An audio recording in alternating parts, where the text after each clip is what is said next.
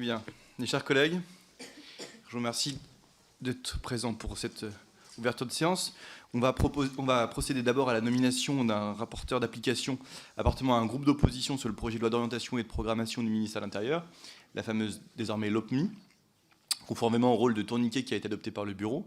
Cette nomination a été proposée au groupe Rassemblement National, et donc c'est Jordan Guiton qui est nommé rapporteur d'application que nous accueillons pour le texte de la LOPMI. Le rapporteur a déjà été désigné par notre commission la semaine dernière en la personne de Florent Boudier. Et nous examinons maintenant la proposition de loi adoptée par le Sénat visant à actualiser le régime de réélection des juges consulaires dans les tribunaux de commerce. Cette proposition, donc adoptée mercredi dernier par le Sénat, est examinée en séance publique jeudi prochain selon la procédure d'examen simplifiée. Un seul amendement a été déposé sur cette proposition de loi. Madame la rapporteure, décidément, vous avez la parole. C'est une mise en route qui est compliquée, hein, mais c'est lundi pour tout le monde. Madame Clara Chassagnol, rapporteure du texte. Merci, Monsieur le Président. Chers collègues, donc après l'adoption de la loi du 11 octobre 2021 qui permettait la réélection des juges consulaires, le Parlement est de nouveau amené à voter en urgence une proposition de loi qui est nécessaire au bon déroulement des prochaines élections consulaires afin d'assurer la continuité de l'activité des tribunaux de commerce dans une conjoncture économique que l'on sait particulièrement difficile. La proposition de loi qui nous est soumise a été déposée par la sénatrice Nathalie Goulet. Elle vise d'abord à corriger une malfaçon législative en réformant les élections consulaires. La loi du 22 mai 2019 relative à la croissance et la transformation des entreprises, dite loi Pacte, a introduit une incohérence de rédaction à l'article L723-4 du Code de commerce. Il déclare ainsi éligibles les personnes inscrites à la fois sur les listes électorales des chambres de commerce et d'industrie et sur celle des chambres des métiers et de l'artisanat, alors que seule l'inscription à l'un des deux registres devrait être demandée, comme c'est d'ailleurs précisé à un autre alinéa du même article. À défaut de correction de cette incohérence, l'auteur de la proposition de loi évoque un risque d'invalidation des mandats en cours et la crainte de la disparition à bref délai des tribunaux de commerce. Pour vous rassurer sur ce point, a priori, ce risque est assez faible et aucun contentieux n'a été observé lors des dernières élections. Il est néanmoins préférable de corriger cette incohérence et d'autres erreurs formelles avant la tenue des prochaines élections pour assurer leur sécurité juridique. Cette proposition de loi vise en outre à faciliter le recrutement des juges consulaires. L'article 3 propose ainsi de favoriser la mobilité des juges et des anciens juges consulaires qui veulent de nouveau se présenter aux élections. Il s'agit là de distinguer deux cas de figure. Tout d'abord, donc, lorsque ces juges et anciens juges sont candidats dans le tribunal ou dans le ressort d'un tribunal limitrophe, l'obligation de résidence et de domiciliation est levée. Et lorsque ces mêmes juges sont candidats en dehors de ces ressorts, l'obligation de résidence et de domiciliation est maintenue. L'objectif est double. D'une part, s'assurer de bénéficier de la compétence des juges et des anciens juges dans le vivier de recrutement. D'autre part, conserver la légitimité des juges consulaires qui est fondée sur leur connaissance du bassin économique. Nous avons donc beaucoup échangé sur ces sujets lors des auditions que j'ai menées avec la Conférence générale des juges consulaires de France et la direction des services judiciaires, ainsi qu'avec mon homologue au Sénat, le rapporteur Thani Mohamed Soilihi. J'en profite ici pour le remercier pour la qualité de nos échanges qui ont été constructifs. Et je pense que le texte qui a été adopté par la Commission des lois du Sénat parvient à une solution qui est équilibrée. Le système actuel qui exige la condition de résidence pour tous conduit par exemple à empêcher un juge expérimenté exerçant au tribunal de commerce d'Évry de se présenter de nouveau dans le même tribunal en raison de l'établissement de sa résidence à Paris. Et plus de 300 juges sont confrontés à cette situation. Il est donc souhaitable de lever cette contrainte pour ne pas perdre des juges dont l'expérience est précieuse pour nos tribunaux de commerce. Le Sénat a également tenu à préciser dans la loi l'obligation de résidence lorsque les juges changent totalement de ressort, par exemple lorsqu'ils partent en retraite. Cela permettra ainsi de veiller au rattachement de ces juges au bassin économique dans lequel ils vont exercer leurs fonctions et d'éviter qu'il y ait des candidatures trop disproportionnées selon les ressorts si aucune règle de résidence n'était donnée sur ce point. Enfin, l'article 3 étend le vivier de recrutement des juges consulaires en l'ouvrant aux cadres dirigeants des entreprises. Lors de l'adoption de la loi Pacte, ces cadres qui ont des compétences très utiles pourtant pour les tribunaux de commerce sont devenus inéligibles sans que ce ne soit souhaité par le législateur. Il convient donc de les rendre de nouveau éligibles pour le fonctionnement des tribunaux de commerce dans la mesure où ils représentent actuellement environ 40% des juges qui sont en exercice. Pour terminer, je donnerai un mot sur ce qui ne figure pas dans la proposition de loi qui vous est soumise, à savoir la sanction du refus de siéger par la démission d'office. C'est une mesure qui a été initialement inscrite à l'article 2 de la proposition de loi de Mme Goulet. Elle a été supprimée par la commission des lois du Sénat, sans nier pour autant les difficultés que ce refus de siéger peut entraîner dans certains tribunaux de commerce. Il s'agit de centrer la proposition de loi sur les corrections qui doivent impérativement être réglées en urgence. Le refus de siéger pouvant trouver des réponses notamment dans la procédure disciplinaire existante, qui permet déjà au chef de cour de le sanctionner. Je partage donc sur ce point l'avis du rapporteur du Sénat quant à l'opportunité de ne pas traiter cette question dans le cadre de cette proposition de loi, car elle demanderait un temps d'approfondissement du sujet que nous n'avons pas aujourd'hui. Je propose que nous nous y intéressions de nouveau quand nous serons saisis d'un projet de loi sur la justice qui devrait être présenté à l'issue des États généraux de la justice.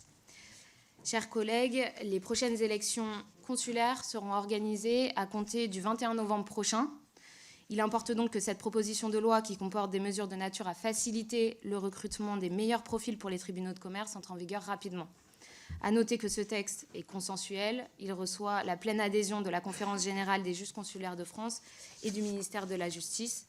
C'est la raison pour laquelle je vous propose d'émettre un vote conforme sur ce texte transmis par le Sénat, afin que nous puissions ensemble faire œuvre utile pour la poursuite du travail de nos tribunaux de commerce. Merci. Merci Madame la rapporteure, c'est une excellente idée. Monsieur Latombe pour le groupe Modem, s'il vous plaît. Merci Monsieur le Président. Donc, comme ça a été dit, le 5 octobre 2022, le Sénat a adopté sans difficulté la proposition de loi visant à actualiser le régime de réélection des juges consulaires dans les tribunaux de commerce sur le rapport de notre collègue Thani Mohamed Sohaili. Cette proposition qui avait été émise par la sénatrice Nathalie Goulet, qui fait suite à celle adoptée le 21 septembre 2021 par le Parlement. Pour rappel, en 2021, le Sénat a adopté un texte visant à rétablir l'éligibilité des membres en exercice et anciens membres du tribunal de commerce qui avait été adopté conforme par l'Assemblée nationale. Cette seconde intervention du législateur vise à réparer des malfaçons législatives, conséquence de l'adoption de la loi du 22 mai 2019 relative à la croissance et à la transformation des entreprises, dite loi Pacte. En effet, deux principales difficultés avaient été constatées: la suppression des cadres dirigeants parmi les personnes éligibles aux fonctions de juge et l'exigence d'une double inscription pour le candidat sur les listes électorales des CCI et des chambres des métiers de l'artisanat. Eu égard à l'urgence de ce texte, dont l'objectif poursuivi est d'assurer le bon fonctionnement des tribunaux de commerce et de lever les incohérences législatives, le groupe démocrate est favorable à cette proposition de loi et propose qu'elle doive être votée conforme à l'Assemblée nationale pour permettre sa promulgation immédiate. En 2021, le Parlement a définitivement adopté en urgence la loi permettant la réélection des juges consulaires dans les tribunaux de commerce. C'est la loi du 11 octobre 2021. Cette loi est venue s'ajouter à un ensemble de textes dont l'accumulation, l'examen selon la procédure accélérée quasi systématique, conduisent parfois à des incohérences. En l'état actuel des textes, cela signifie que depuis le 24 mai 2019, date d'entrée en vigueur de l'article 69 de la loi Pacte qui a réformé les modalités d'élection des juges consulaires, seuls les artisans qui sont inscrits à la fois sur les listes des électeurs de la Chambre des métiers de l'artisanat, les CMA, et celles de la Chambre de commerce et d'industrie, les CCI, dont ils relèvent, peuvent être candidats pour un premier mandat de juge d'un tribunal de commerce. Cela a pour conséquence que le mandat des nouveaux juges élus depuis l'octobre 2009 encourt théoriquement une invalidation, même si la rapporteure nous a éclairé sur ce point, si cette condition de double inscription n'était pas remplie au jour de leur élection, et on pouvait craindre de disparition à bref délai des tribunaux de commerce si elle était maintenue. Par ailleurs, ces élections ont été décalées du 21 novembre au 4 décembre 2022 par décret du 1er septembre 2022, et donc ça permettrait une application de la loi à ces élections et justifie du coup l'urgence de ce texte. Je ne reviendrai pas sur les articles 1er, 2 et 3 qui ont été expliqués par la rapporteure. Les députés démocrates sont en phase avec la portée limitée de ce texte et de ces articles, dont le but unique est de permettre de corriger des incohérences législatives. Pour cela, nous souhaitons que ce texte soit adopté conforme et ne soit pas l'objet d'un débat sur l'existence même des juridictions commerciales. Nous partageons avec certains, et à titre personnel, je l'appelle de mes vœux depuis la dernière législature, la nécessité de réformer les tribunaux de commerce en professionnalisant les juges, en rendant cohérents les périmètres de ces juridictions. Cela passe par la création d'un tribunal des affaires économiques qui pratique l'échevinage. Les députés démocrates s'impliqueront dans ce projet, dont le chantier a été identifié dans le cadre des États généraux de la justice. Pour autant, ce texte n'a pas cette ambition et doit être, si possible, mes chers collègues, adopté à l'unanimité et conforme, vu l'urgence. Je vous remercie. Merci, monsieur Hugo Bernalicis pour le groupe La France Insoumise. Merci. Je ne vais pas être très long, mais juste pour de mémoire qu'on s'en rappelle tous les uns et les autres, que des fois voter trop de lois dans une mandature et dans la précipitation implique des malfaçons législatives. Je crois qu'on vient d'inventer ça, c'est joliment dit, pour dire qu'on a rédigé ça avec les pieds, à la va-vite, et dans une volonté de rouler sur le Parlement, Assemblée nationale et Sénat, puisqu'il y a quand même beaucoup de gens qui ont eu les yeux sur ce texte et qui n'ont pas vu cette malfaçon législative. Donc petit élément pour l'avenir, peut-être pas trop se précipiter quand on rédige des choses, notamment pour le futur texte justice. Bon, évidemment, ce texte, il est là pour faire en sorte que les malfaçons n'entraînent pas des cassations ou des nullités ou autre joyeuseté de ce genre, ou disparition des tribunaux de commerce, si on veut se faire vraiment très, très, très peur. Mais je fais confiance au reste du monde judiciaire pour pouvoir s'accommoder de malfaçon législative et continuer à fonctionner quand même. Nous aurions voté n'importe quoi. Donc, je dis juste, en tout cas, pour rebondir sur ce qui vient d'être dit par le collègue Latombe, que nous aussi, nous sommes favorables à ce qu'il y ait une modification, une réforme, en tout cas, des tribunaux de commerce. Et bon, chacun y mettra ce qu'il veut derrière le terme de professionnalisation, mais nous sommes favorables à ce qu'il y ait des magistrats professionnels aux côtés des magistrats élus pour davantage de qualité de la justice en la matière de la justice commerciale.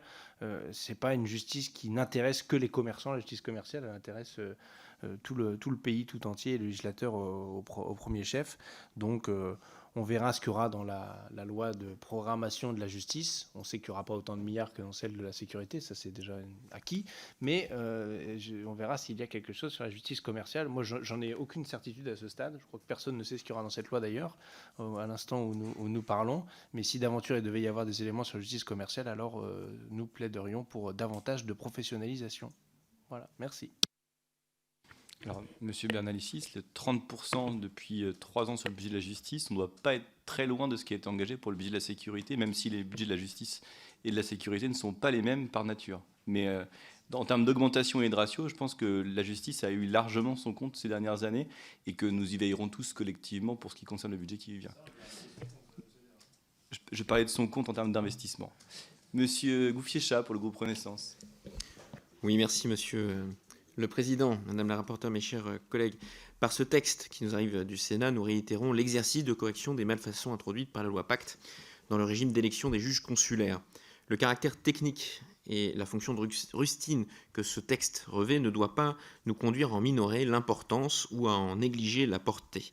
Il s'agit en effet d'assurer le bon déroulement des élections des juges consulaires de l'automne et donc le bon fonctionnement de nos tribunaux de commerce. Essentiel, faut-il le rappeler, dans la présente conjoncture économique. En rétablissant l'éligibilité des cadres dirigeants, le texte confortera un vivier compétent qui représente aujourd'hui plus de 40% des juges consulaires dans les tribunaux de commerce de grande taille. Aussi, en assouplissant la condition de résidence pour l'éligibilité des membres en exercice et anciens membres des tribunaux de commerce, le texte permettra la réélection de 307 juges consulaires, souvent en situation de retraite professionnelle et dont l'expérience est précieuse pour leur juridiction. Les modifications apportées par le Sénat nous semblent aller dans le bon sens pour le groupe Renaissance, en ce qu'elles circonscrivent le texte à son objet et à des dispositions équilibrées et solides juridiquement. Je pense à la suppression de l'article 2 sur le refus de siéger. Je pense également à la limitation pour les enjeux de légitimité de la levée du critère de résidence aux seules candidatures intervenant dans le tribunal d'origine ou dans un tribunal limitrophe. Nous pouvons, je pense, nous accorder assez aisément, mes chers collègues, sur un point: la tenue très prochaine des élections des juges consulaires, déjà reportées par le gouvernement, ainsi que le contexte économique nous oblige à légiférer avec vitesse, mais sans précipitation. À ce titre, nous soutiendrons la position de notre rapporteur consistant par une adoption conforme, à s'en tenir aux dispositions nécessaires au bon déroulement des prochaines élections et à renvoyer les sujets de fond à l'examen approfondi qu'ils méritent. Nous nous opposerons en cohérence à l'amendement déposé pour établir l'article 2. Déjà, le sujet de la cessation des fonctions en cas de refus de siéger des juges consulaires implique de prévoir toutes les garanties utiles en matière disciplinaire pour ne pas fragiliser le dispositif. Ensuite, à ce stade, et en l'absence de réflexion approfondie, rien ne garantit que la condition d'un refus réitéré ajoutée par l'amendement soit de nature à apporter une solution aux situations problématiques rencontrées par les tribunaux de commerce. La déclinaison législative des États généraux de la justice permettra donc un travail sur ce sujet et sur d'autres points, tels que l'extension de la compétence des tribunaux de commerce. Donc je veux ici saluer, au nom du groupe l'Action, que nous conforterons par l'adoption conforme de cette proposition de loi. Le groupe Renaissance votera ce texte. Je vous remercie. Merci Madame Rouleau pour le groupe Rassemblement National. Merci Monsieur le Président, Madame la rapporteure. Aujourd'hui, il est demandé aux députés de se prononcer sur une proposition de loi visant à actualiser le régime de réélection des juges consulaires dans les tribunaux de commerce dans la dernière version proposée par le Sénat. Par rapport au projet initial, l'article 1 et 2 ont été supprimés dans cette dernière mouture et l'article 3 modifié. En effet, nous pouvons déjà vous dire que nous approuverons l'article 3. En effet, l'audition riche d'enseignements de Madame Sonia Arouas, présidente du tribunal de commerce d'Évry, et de Monsieur Jean-Luc Ada, président du tribunal de commerce d'Alençon. Je précise que j'étais la seule députée présente et je pense du coup qu'il faudra peut-être écouter les... Si vous voulez, je vais être là le témoin en fait de ce qui a été dit. Et parce que j'entendais tout à l'heure, il n'est pas certain qu'une sanction soit à même de corriger. J'ai entendu tout à l'heure qu'une sanction ne serait pas à même de corriger. C'est exactement ce que nous ont dit les professionnels. Fallait-il encore être là pour l'entendre? Donc je reprends mon texte. Cette audition a permis de révéler la nécessité absolue d'ouvrir les élections des juges consulaires. Madame Arouas a alerté sur les absences des juges consulaires qui mettent des tribunaux de commerce en difficulté. Il faut rappeler que ces juges sont bénévoles et qu'on en manque aujourd'hui.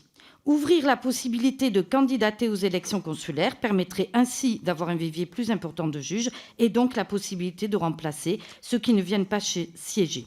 L'article 3, en élargissant aussi à certains cadres la faculté de candidater et à des juges d'un tribunal non limitrophe, sous certaines conditions de résidence notamment, d'être élus ou réélus, répond en partie à cette finalité de disposer d'un nombre suffisant de juges.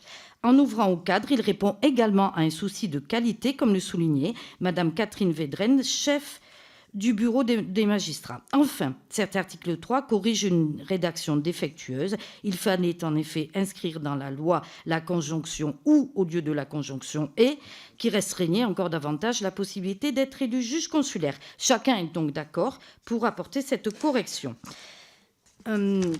L'article 3 de la proposition de loi va ainsi dans le bon sens en ouvrant le nombre de juges consulaires. C'est la raison pour laquelle nous le voterons. En revanche, nous regrettons la suppression par le Sénat de l'article 2 qui était la clé de voûte des revendications de la profession. Il permettait de lutter efficacement contre l'absentéisme aux audiences des tribunaux de commerce en instaurant une sanction.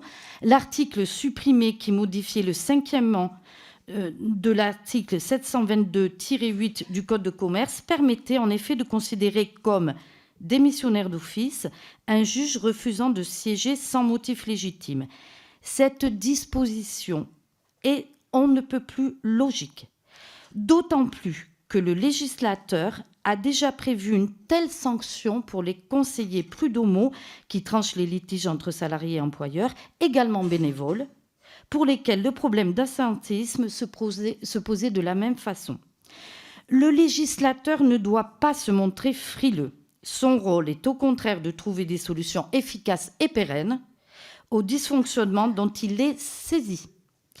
Car les solutions amiables ou de recours hiérarchique, je réponds à mon collègue, ou disciplinaires auprès du premier président de la Cour d'appel, qui ont été trouvées, n'ont rien donné pour régler cet épineux problème. On a tenté de parler, on a tenté d'en référer au premier président de la Cour d'appel, des solutions en main, rien ne fonctionne. Et est-ce que les contribuables, est-ce que le justiciable doit supporter qu'un dossier prenne un retard de plusieurs mois, voire plusieurs années, tout simplement parce que le législateur s'est montré frileux? Je ne le crois pas. Et c'est la raison pour laquelle nous présenterons notre amendement. Je reprends mon texte.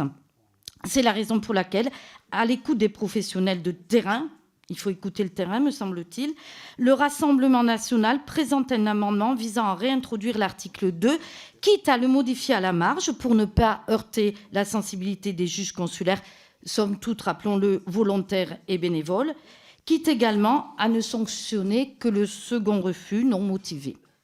Je souhaite, mes chers collègues, que vous ne resterez pas dans une posture partisane et politicienne, et je souhaite que vous écouterez les professionnels qui est dans le sens aussi des justiciables et que vous voterez mon amendement. Merci. La discussion générale est close et donc nous allons appeler les amendements dans le texte. L'amendement. Les amendements.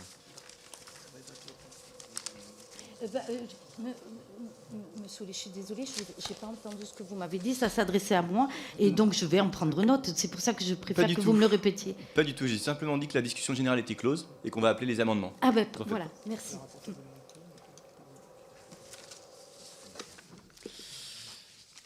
L'article 1er, il est supprimé. L'article 2, donc j'appelle l'amendement numéro 1 de Madame Rouleau. Madame Rouleau, vous avez à nouveau la parole pour présenter l'amendement, mais je crois que vous l'avez présenté succinctement en discussion générale. Allez-y. Je ne sais pas combien j'ai de temps de parole. Vous avez 2 minutes pour les présentations des amendements. Alors, les fonctions de juge consulaire, c'est-à-dire de juge appelé à trancher des litiges entre commerçants, sont bénévoles, comme le sont celles des conseillers prud'homaux, je l'ai déjà dit. Le caractère bénévole explique peut-être en partie la défaillance de certains juges qui ne viennent pas siéger aux audiences. Toujours est-il que cela génère un dysfonctionnement des tribunaux et que cela retarde l'avancement des dossiers alors que les justiciables se plaignent dans le même temps de la longueur des procédures. Il faut donc mettre un terme à ce dysfonctionnement. Si le législateur a eu le courage de régler le problème pour les conseils de prud'homme, en instaurant une sanction, qui est la démission d'office, à l'article L. 1442-12 du Code du travail, il n'en est pas de même pour les tribunaux de commerce, ce qui n'est pas logique. Les auditions de professionnels, présidents de tribunaux de commerce, magistrats, directrices et directeurs de ressources humaines ont pourtant unanimement conclu à la nécessité d'instaurer une sanction dans la loi, chacun ayant par ailleurs constaté que les rapports faits au premier président ou à la première présidente de la Cour d'appel n'ont jamais permis de régler le problème, pas plus que les rappels amiables, disciplinaires ou médiations n'ont offert de solutions efficaces et pérennes. En conséquence, il convient d'être pragmatique et de trouver une solution plutôt que de laisser le problème perdurer. Le législateur ne doit pas être frileux, et d'autant moins qu'une sanction est déjà prévue par le Code du travail pour les conseillers ne venant pas siéger. Le justiciable ne doit pas pâtir d'un manque de courage du législateur. Pour éviter d'être trop sévère toutefois à l'encontre de personnes qui sont bénévoles, il est proposé de sanctionner seulement au second refus. Le décret d'application définirait les motifs légitimes autorisant les refus qui relèveraient par exemple des cas de maladie, décès, force majeure, empêchement familiale grave. En conséquence, il vous est proposé de restaurer l'article 2 qui serait cette fois libellé comme suit. Rétablir... Votre temps est échu. Je suis désolé. Voilà, merci. Mais on a bien compris la présentation de notre amendement. On l'a sous les yeux. Ouais. Nous l'avons tous sous les yeux parce qu'il est affiché derrière moi. Voilà. Madame la rapporteure, votre avis sur cet amendement ? Merci, Monsieur le Président. Merci, chers collègues.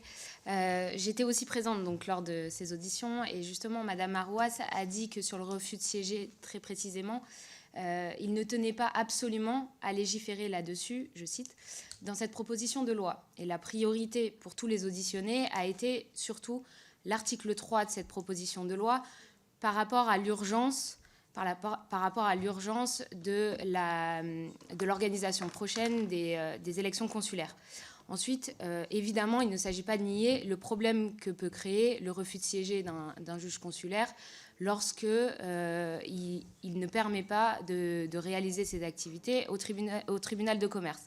Néanmoins, cette question doit être abordée avec beaucoup de prudence, déjà parce que nous ne disposons pas d'indications chiffrées précises qui permettent d'apprécier l'ampleur de ce refus de siéger.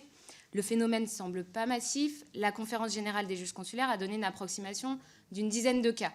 Une dizaine de cas par an, mais sans pouvoir avoir de données très précises. Ensuite, sur le refus de siéger, actuellement dans la loi, c'est un manquement au devoir de son État. C'est-à-dire qu'il s'agit d'une faute disciplinaire qui peut donner lieu à l'engagement de la procédure disciplinaire. Et donc, une solution existe déjà.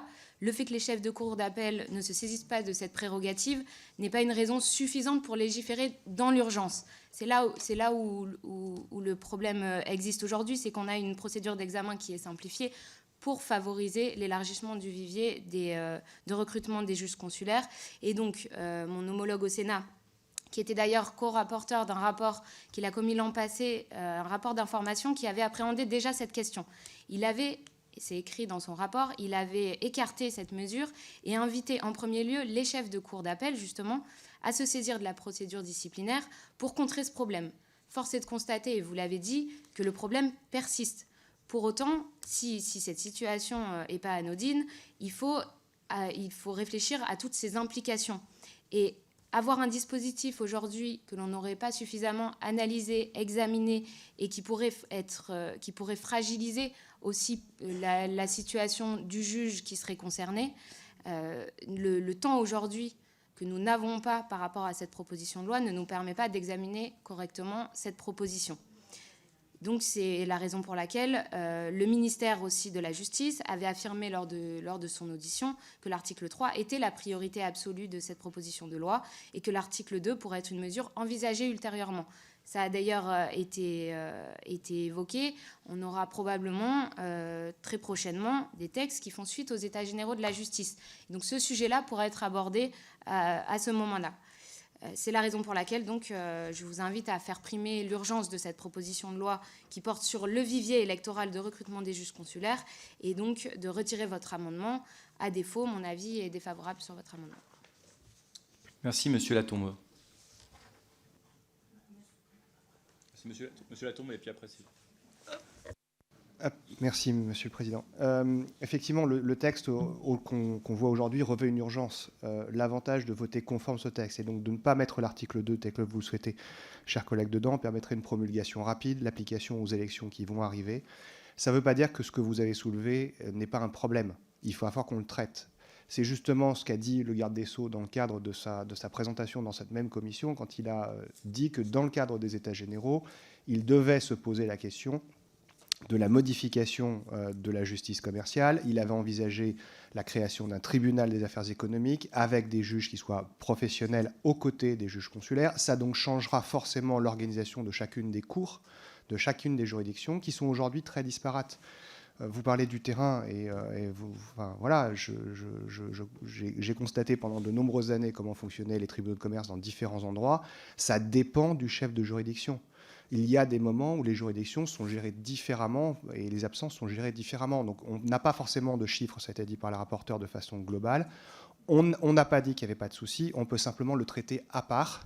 Et là, dans l'urgence, adopter le texte conforme permet de l'appliquer et d'avoir une promulgation dans les 48 à 72 heures, ce qui est l'objectif du texte. Ça ne veut pas dire que votre article 2 ne fera pas qu'on en reparle. À votre disposition pour en discuter, mais pas dans ce texte-là. Donc on s'opposera à l'article 2 tel que vous souhaitez le réintroduire si vous ne le retirez pas. Et ça serait bien de pouvoir le retirer pour qu'on ait une adoption unanimement conforme du texte, pour bien montrer qu'on est aux côtés aussi des juges consulaires de justice commerciale. Merci, Madame Rouleau. Oui, mais merci, Monsieur le Président. Donc j'ai un petit peu été mise en cause à la mesure où on ne me dit pas du tout, Madame Arouas n'a pas du tout dit ça. Bon, moi j'ai des notes qui sont très différentes de ce que vient de dire Madame la rapporteure. On a parlé de chiffres précis qui étaient supérieurs à ce que dit Madame la rapporteure. On m'oppose aujourd'hui l'urgence, mais demain, nous aurons des textes très importants.